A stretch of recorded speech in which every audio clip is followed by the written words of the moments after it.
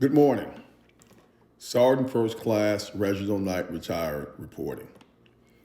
I just read the transcript from Erika Kirk's, Charlie's widow speech yesterday, and I'm not impressed. In fact, initially, I had a great deal of sympathy for her losing her husband in the way she did, but now I'm I'm I'm afraid to admit that that sympathy has waned. In her speech, she talked about young people continuing to get engaged with Turning Point, doing some of the same things that Charlie got himself unalive for. And my only response to all of that, because I'm going to be brief today, is this. Since 1619, since my ancestors arrived on those Virginia shores, we have never been in power. We have never had the authority to make government changes.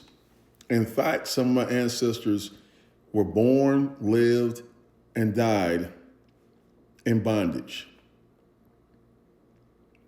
After the Civil War and the rise of the KKK, they were beaten, lynched, prosecuted without real due process. And even though that we have served in every single conflict that America has had, we are still considered somewhat second-class, subhuman citizens that we should be grateful for walking these shores when we built it. I'm going to be clear here because, I'm not trying to stir any war talk or that sort of thing.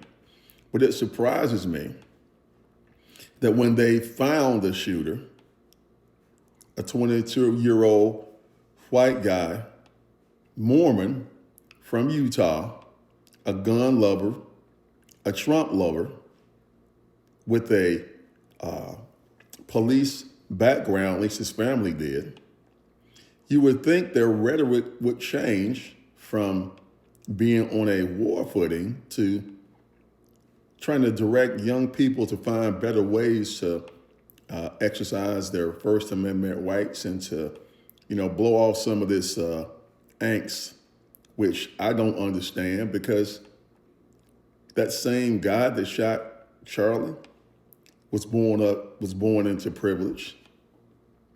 No one has ever told him that he can't do this or he can't do that. Not old enough to get a mortgage, so I know he wasn't redlined. I wish I could tell you this morning that I understand their anger. I mean, to some degree I do.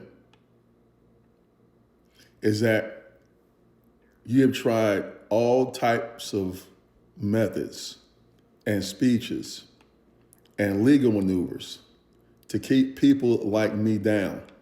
And yet, just like cream, we continue to rise to the top. Now, I don't know Erika Kirk or her family, and I do not wish to know them. But God forbid, if my children were still young and my ex-wife was in that position, I would prefer that she focus on rearing those children. And instead of inflaming passions that are aimed in the wrong direction. Because the very next day, you had BOMB threats on historically black colleges, mobs ganging up on people and beating them just because they look like me. So in my mind, I keep saying to myself, what is this going to do? What does this achieve to continue to incite people and spew this vile hate? Because Erika Kirk There are others that have husbands or wives and children that are going to be wearing white suits and going to the mortuary because of your loose commentary.